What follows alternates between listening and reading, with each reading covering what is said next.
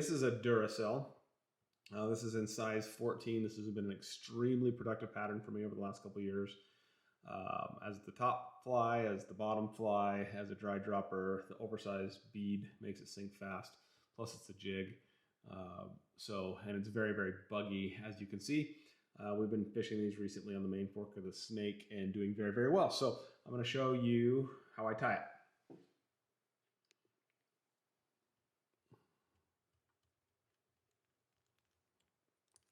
Okay, I'm using, this is Semperfly, 6/0, just in black. Okay, then we're going to start with a tail with CDL.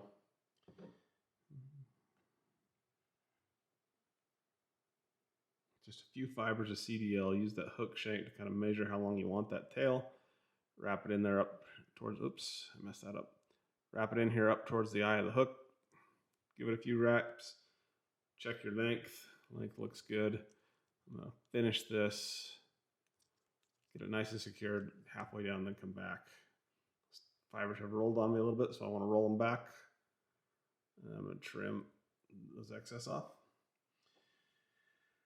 Now we need some tinsel for some flash and some strength. So we're using this Uni French size small. So I'm going to take this tinsel, I'm going to stuff it up into the bead and then start wrapping it down. Now, while I'm coming towards the back of the hook, I'm going to take the fibers of that tail, I'm going to pull them over the shank towards me so that when the pressure from the thread hits them, it's going to pull them back to where I want them. And then back, do another, starting to build that taper already, back to the head, and then we're going to tie in. Some people dub bodding with these, which I've done before. In this case, I am using straggle string in purple from Semperfly for convenience. I'm going to tie that in, come back to where that tail is. Remember to pull that tail over just a little bit, and then back up towards the head of the hook. And I'm going to wrap the body. This one's a little more wild than I like. Wrap that up there and then tie it off. So I will trim off some of those fibers. I don't like my body to be quite that buggy, but I like the taper and the shimmer that gives, so we use it. Trim there, pull that string out of the way. Trim there, check the sides. Pretty good. Okay, now counter wrapping the tinsel was the hardest thing for me in the world to learn to wrap backwards, but I did it. Here we are. Just a nice segment the body, give it some toughness.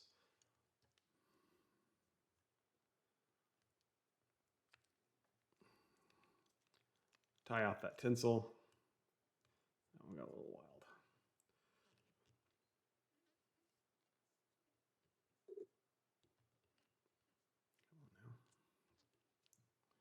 Helicopter that off. Now we're ready for the wing case, which is CDC. So I'm going to throw in a dubbing loop. I'm going to hook it with my CF Designs spinner, whatever that thing's, I don't know what that thing's called. Okay, and let's pop those fibers in there with my Swiss clip. I'm going to pinch down below. I'm going to spin that, and when I let it go, it makes it all fuzzy. We're going to wrap that fuzzy. Whoops. Nice and messy. Occasionally just pull those fibers back as you wrap that. And we want that to be like an absolute disaster, just like that. That's great.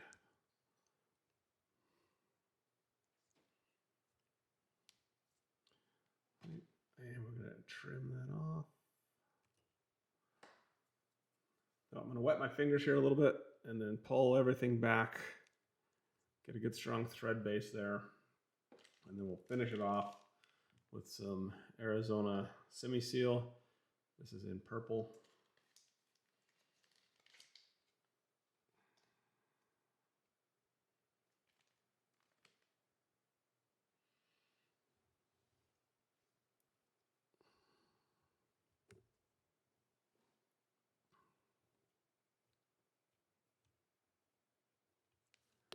Okay, and I'm just gonna dub a nice head on this guy. Whew, that is buggy.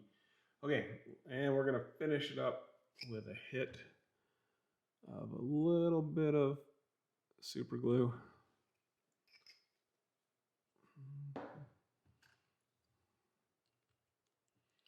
And a couple turns to the whip finisher, and we're done.